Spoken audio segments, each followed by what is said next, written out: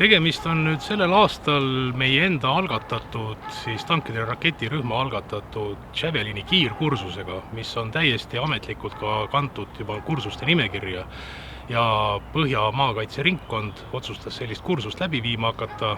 Käimasolev Ukraina konflikt näitab, et Javelini vajatakse lahinguväljal väga palju.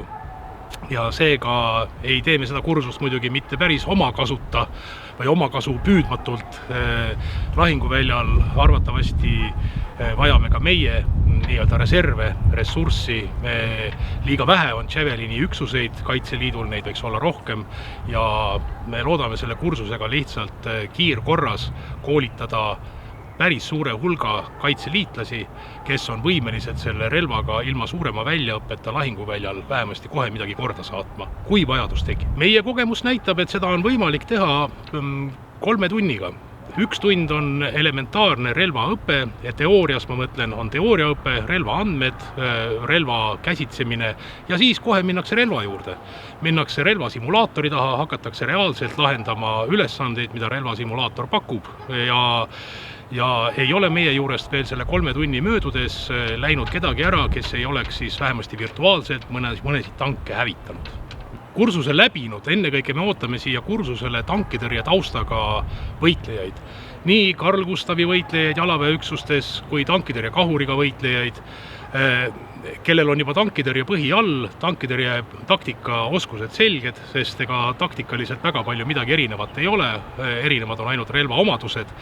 Ja juhul, kui peaks siis tekkima vajadus, et meil on ennekõike vaja kasutada Javelini, ennekõike hävitada tanke, siis on need mehed saanud elementaarse väljaõppe, et neil lihtsalt vahetatakse käes üks relv teise vastu ja me saame tõhusamalt oma tööd teha.